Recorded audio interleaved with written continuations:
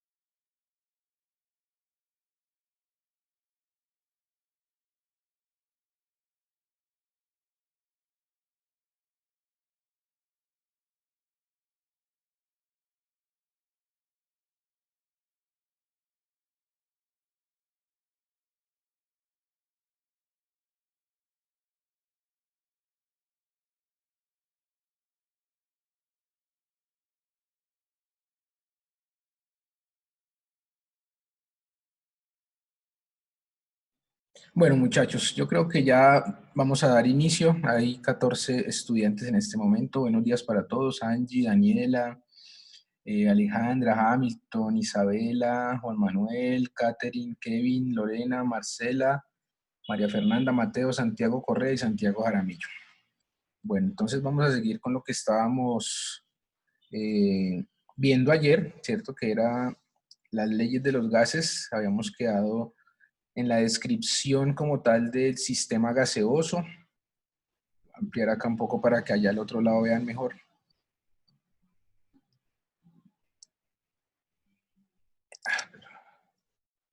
No, dejémoslo así mejor porque es que las diapositivas están se demoran un poco en salir. Listo. Entonces habíamos quedado por acá, ¿cierto? Que las partículas de un gas se mueven con total libertad. Recuérdenlo. Si hacemos la comparación, voy a devolverme un poco a lo de ayer. Con respecto al estado sólido y al estado líquido, ellas tienen mucha más movilidad o libertad, se podría decir, de movimiento, ¿sí? Por eso, digamos, el gas tiene esas características de desplazarse de un momento, de un lugar a otro. Y tienden a separarse aumentando la distancia entre ellas hasta ocupar todo el espacio disponible, que es la expansibilidad. ¿A qué se refiere eso? Por ejemplo, usted tiene un recipiente, como por ejemplo, vamos a hablar de una olla a presión, ¿cierto? En una olla a presión se generan muchos gases, ¿cierto? Y digamos que el comportamiento de una olla a presión se podría vincular directamente a la explicación de algunas de estas leyes que más adelante lo podremos observar. Pero vamos a situarnos en la situación en la cual la olla tiene diferentes tipos de gases, por ejemplo, por los alimentos. Estos gases que se producen allí en ese recipiente llamado olla a presión, según la teoría del estado gaseoso, según cómo es el estado gaseoso, el estado de la materia gaseosa, esos gases, por pequeños que sean, van a ocupar todo el recipiente, ¿sí? Eso es lo que se denomina expansibilidad. Así sea solo una molécula, supongamos que va a ser solo una molécula de oxígeno, recuerden el O2, ¿sí? Solamente una molécula de oxígeno, si está en un recipiente, llámese olla a presión, llámese un cubo como el que observamos acá, por ejemplo, cualquier recipiente, inclusive en una habitación, si tuviéramos una habitación hermética, ¿sí? Es decir, que no haya por donde se escapen esos gases o ese gas que estamos tomando como ejemplo, que es el oxígeno, ese oxígeno, por tener esa propiedad de expansibilidad, ocuparía todo el espacio de la habitación, ¿sí? Del recipiente que lo contenga en este caso. Podemos hacer también el ejemplo con una jeringa, que lo estábamos haciendo ayer, ¿cierto? Ese espacio que contiene ese gas, ahí el ejemplo que estábamos analizando ayer era el aire, lo ocupa totalmente, ¿listo? A eso se refiere con expansibilidad. Por esto, los gases tienden a ocupar todo el volumen del recipiente que los contiene, lo que estábamos hablando. Las partículas de un gas se encuentran en constante movimiento en línea recta. Esto es importante, ¿sí? Según la teoría de los que pues, estudiaron los gases, ellos propusieron que hay un desplazamiento de las moléculas, así como se ve acá en esta figura, pero en línea recta, ¿sí? Digamos, no hay variaciones, digamos, elípticas, circulares, sino se están desplazando en línea recta. Ellos puede que lleguen en un momento, vamos a hacer la explicación con la figura. Esta molécula, por ejemplo, llega acá a esta pared del recipiente, choca, ¿sí? Y, digamos, cambia su dirección, pero su movimiento continúa. Según también los estudios, se ha llegado a la conclusión que a medida que se van generando esos choques con las paredes de los recipientes o a veces entre esas mismas moléculas, como por ejemplo acá está el caso, miren, van perdiendo energía. ¿Energía de qué tipo? Energía cinética. Recuerden que la energía cinética es la energía de movimiento. Ustedes, algunos de ustedes, la gran mayoría, en uno de los puntos del taller anterior, eh, fueron a hacer una explicación, pero teniendo en cuenta la energía potencial. Recuerden que la energía potencial y la energía cinética, ambas son energías. Lo que pasa es que aquí hay que tener en cuenta qué tipo de energías son. La energía cinética, cuando hay un movimiento en un objeto, ¿sí? O en un cuerpo. Si recuerden, el concepto de cuerpo en física está asociado a cualquier cosa. Cuando hay movimiento hablamos de energía cinética. Y cuando hablamos de cambio de posición, hablamos de energía potencial. ¿Listo? Las partículas de un gas se encuentran en constante movimiento, en constante, recuerden esa palabra que es muy clave, no solamente en contexto científico, sino en cualquier contexto. Constante significa que no hay un cambio. ¿Listo? En constante movimiento en línea recta y cambian de dirección cuando chocan entre ellas y con las paredes del recipiente, así como lo estábamos ahorita mencionando. Estos choques de las partículas del gas con las paredes del recipiente que los contiene son los responsables de la presión del gas. Entonces, esta parte, este parrafito que está acá, digamos, vuelve y nos puede llevar al ejemplo de la olla a presión. ¿Por qué, digamos, una olla a presión, pues, digamos, está bajo presión? Porque son tantos los choques de esos gases que se están produciendo ahí cuando, digamos, estamos cocinando, son tantas las producciones de gases que hay ahí que obviamente, como ese recipiente está herméticamente cerrado, entonces la presión que se causa es debido a los gases que se están produciendo, ¿sí? Si no hay gases dentro que contenga ese recipiente, pues no funcionaría como tal la olla, ¿sí? Ese recipiente.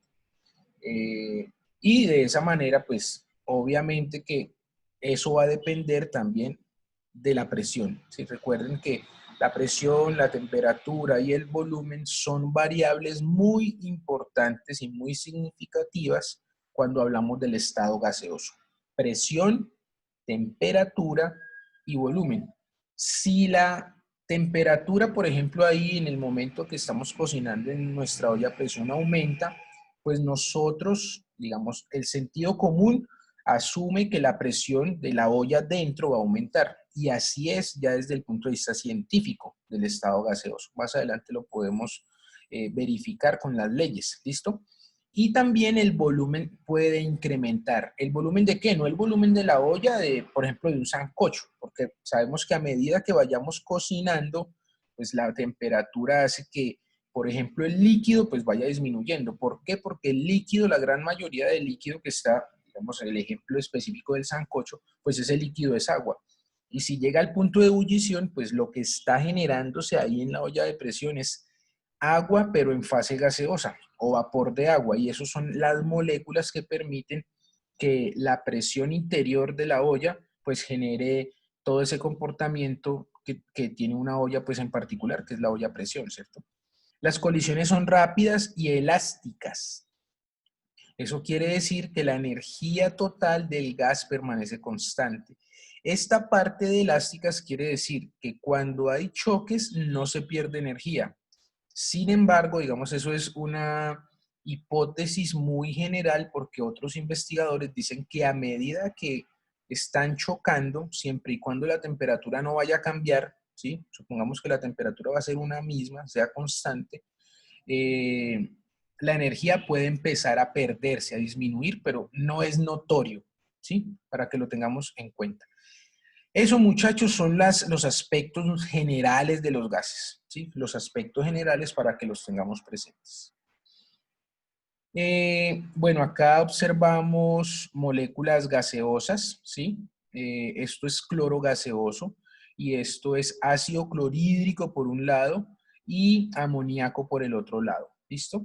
Aquí, digamos, aquí está el recipiente donde se contiene, que uno lo podría observar, por ejemplo, en un laboratorio. Y recuerden que el modelo mental que uno tiene de un gas sería esta representación, ¿sí? El cloro es Cl2, o sea, son dos átomos de cloro unidos, o sea, así como están acá pintados. ¿Listo? Fijémonos acá, aquí dice HCl, un hidrógeno, un cloro. ¿Listo? Entonces por acá tenemos un hidrógeno que está representado, ampliarlo un poco más, Este HCl, el cloro está representado con el color verde y el color blanco es el hidrógeno. ¿Qué está representando ahí? Digamos, de manera gráfica, que el cloro es mucho más grande a nivel atómico que el hidrógeno, ¿listo? Y también, obviamente, que están unidos entre sí y que se están movilizando, ¿listo? Estas sombritas que se alcanzan a observar es que esas moléculas se están movilizando. Inicialmente, estos dos componentes, que son el ácido clorhídrico y el amoníaco, están como existen como líquidos, pero también pueden existir como gases. ¿Listo? Para que lo tengamos presente. Y por acá está el amoníaco. Un átomo de nitrógeno, que sería esa representación azul que observamos allí, y 3 átomos de hidrógeno, que sería la representación de los átomos blancos que están acá. ¿Listo? Esa sería una representación. Eso también es importante en términos de la representación de los modelos, muchachos, porque nosotros podemos tener presente que si hacemos una lectura o nos colocan una lectura en la cual nos pongan este tipo de representaciones, ¿cierto? De átomos, de moléculas, este tipo de representaciones, pues nosotros no vayamos a estar tan perdidos, ¿cierto? Si todavía pues no las habíamos observado como tal. Estas son representaciones simplemente de esas propiedades de un estado gaseoso que puede generarse allí. Vamos a ver las medidas en los gases, ¿sí? Vamos a mirar qué significa esto, de qué trata. Un gas queda definido por 4 variables. Entonces, ojo acá. Cantidad de sustancia, que van a ser las moles, esa es la unidad. El volumen, que pueden ser los litros o los metros cúbicos, lo que más se usa convencionalmente son los litros. La presión, que puede ser en atmósferas, puede ser en milímetros de mercurio o Torricelli. Estas dos significan lo mismo, lo único es que tienen una variación en su unidad, pero el significado es el mismo, ¿listo? Pascales por acá y bares por acá. La que más se usa convencionalmente también son las atmósferas. Estos también pueden utilizarse. Si la memoria no me falla, en este taller que hay, en este segundo taller del tercer periodo, hay algunos ejercicios, algunos planteamientos de preguntas que están planteados desde las atmósferas, desde los milímetros de mercurio, porque están planteados también desde los gases. Y también la otra variable sería la temperatura, que está en grados centígrados o grados Celsius, y Kelvin. ¿Listo? Esas son las dos unidades que más se usan. Entonces aquí tenemos en cuenta cantidad de sustancia, moles, volumen, vamos a por ahora a decir que litros, presión en atmósferas, temperatura. La que más se usa es Kelvin. ¿Listo? Aquí tenemos las unidades. Entonces decimos, una atmósfera, ¿a cuánto equivale? A 760 milímetros de mercurio, igual a 760 torricelis. Por eso les decía con anterioridad que milímetros de mercurio y torricelli, digamos, están como en la equivalencia. Son equivalentes. Lo único que cambia es el nombre de la unidad. Por acá milímetros de mercurio y por acá torricelis. ¿Listo?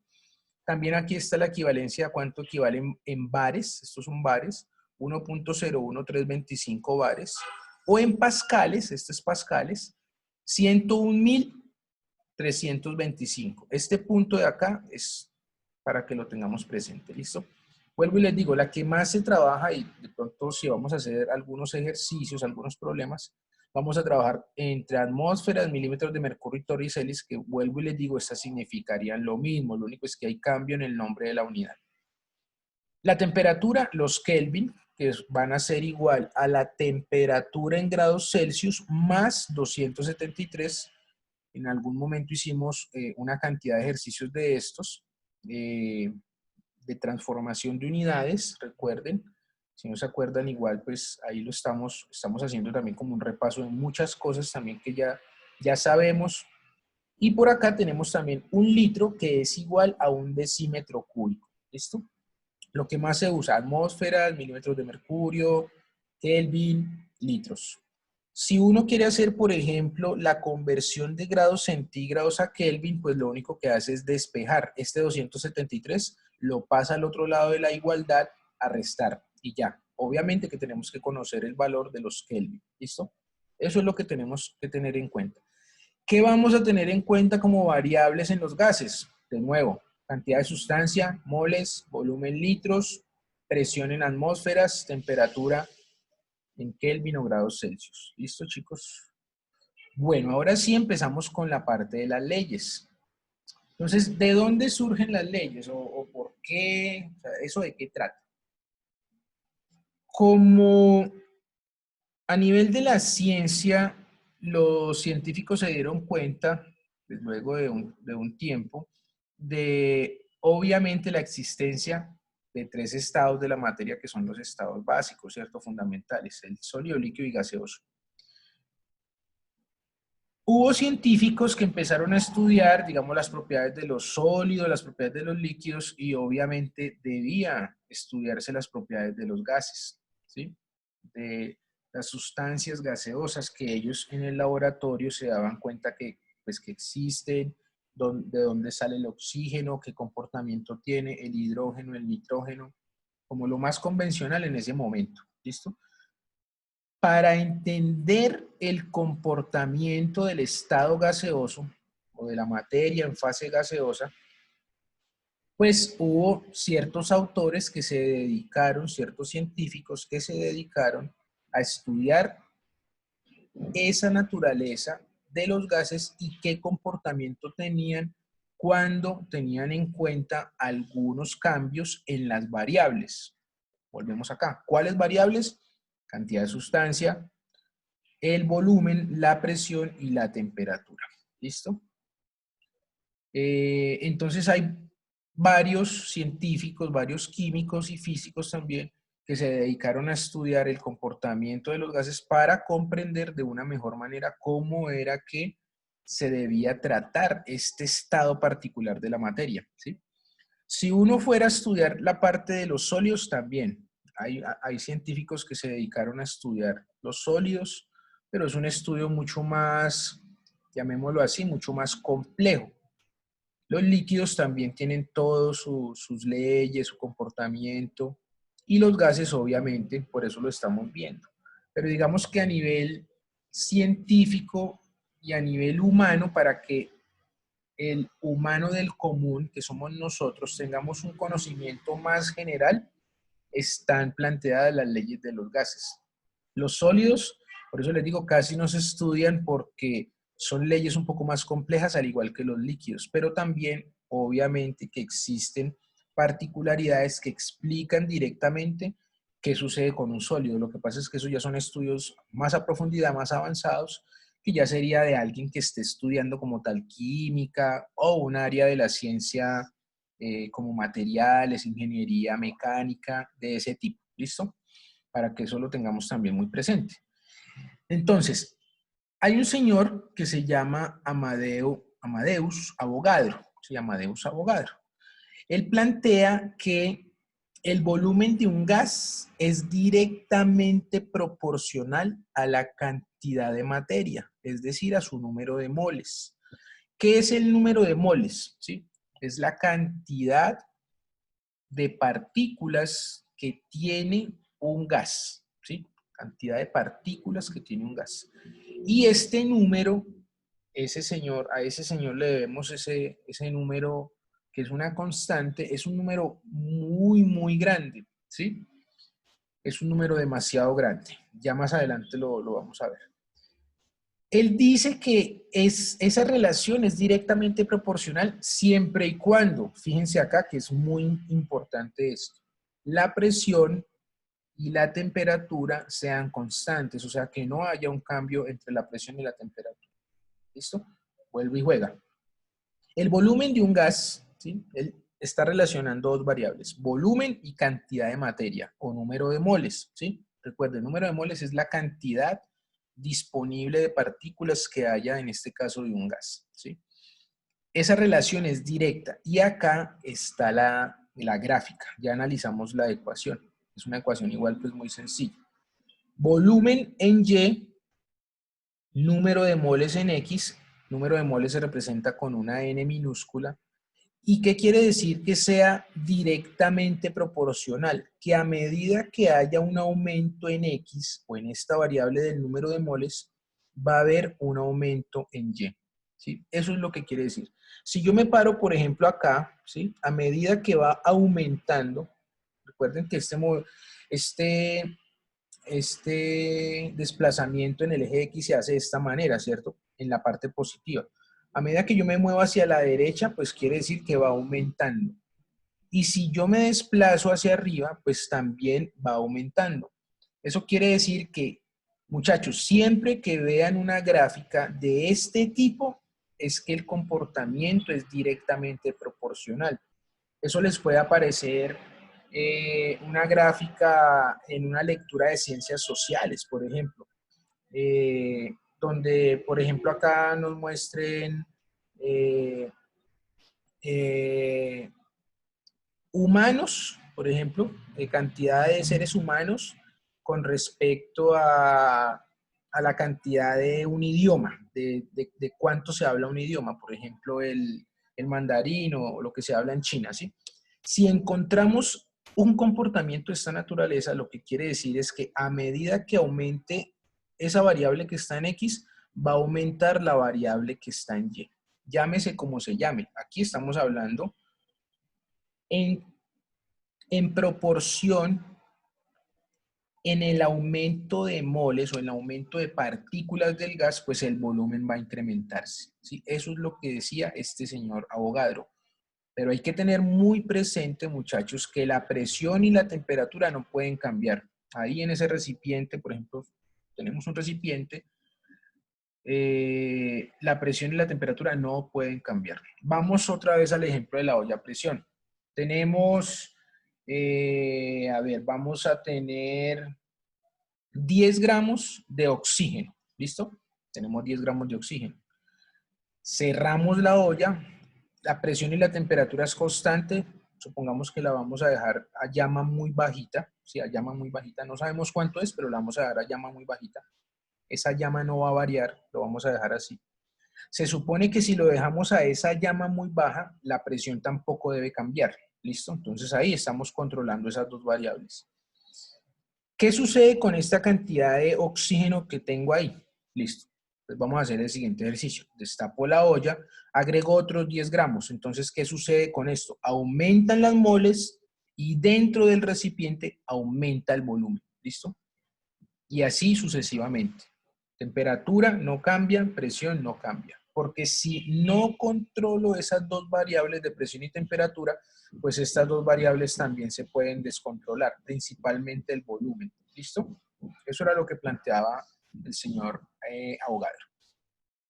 A presión y temperatura constantes, volúmenes iguales de un mismo gas o gases diferentes contienen el mismo número de moléculas.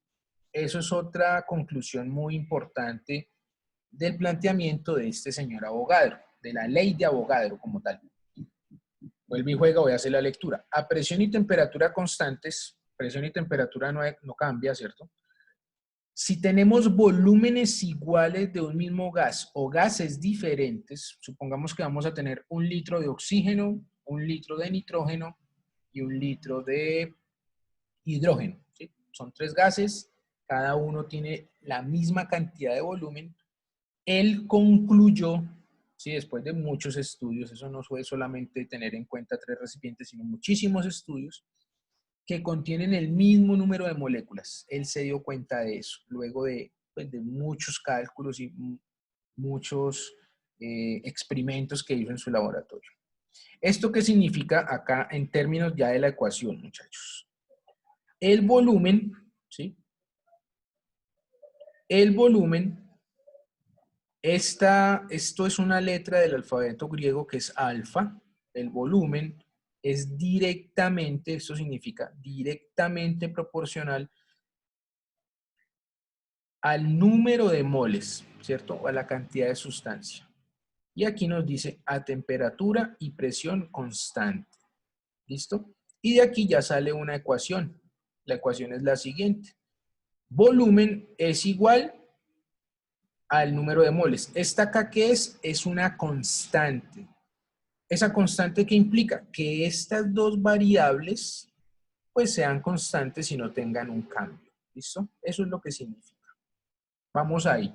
Hasta ahí vamos. ¿Dudas, preguntas? Pregunten si tienen dudas, chicos. ¿Dudas, preguntas?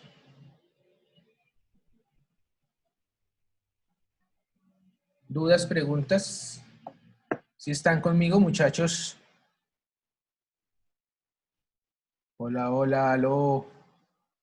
No me dejen solo. Hola, profe. ¿Dudas, Sí, estábamos preguntas? escuchando. ¿Todo bien? ¿Todo bien? Sí. Bueno. ¿Quién llegó hasta ahora?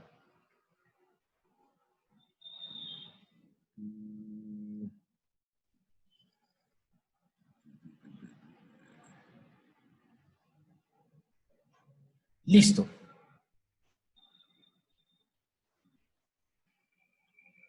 Bueno, muchachos, hagamos una cosa. Por hoy dejemos hasta ahí, con ley de Avogadro. El lunes continuamos con las otras leyes para que tengamos un tiempo más como de hacer la interiorización de esta ley y de la explicación que les di, porque sé que son muchos conceptos, son muchos términos, y si nos vamos a la siguiente ley, pues nos podemos enredar y esa no es la idea. La idea es que vayamos, así sea un poco lento, pero que vayamos comprendiendo lo que vayamos viendo en las sesiones. ¿Listo? Vamos a terminar por último. Bueno, yo les envío lo que vimos hoy más tarde, listo. ¿Alguna duda del taller de pronto o de lo que acabamos de ver, muchachos? Como para ir finalizando. Cuéntenme. No, todo muy claro. ¿No tienen dudas por el momento? Listo, entonces, listo muchachos. Entonces cualquier cosa, cualquier inquietud me la pueden comunicar por el WhatsApp o por el correo. Recuerden ir adelantando el taller, no se dejen coger la noche y nos veríamos entonces el lunes a la hora que nos corresponde en el horario, ¿listo? Que estén muy bien, que pasen un feliz fin de semana y cuídense mucho, muchachos. Hasta luego, profe. Chao. Hasta luego. Ay, se palmó este computador. Se palmó el computador. Se tildó, se tildó.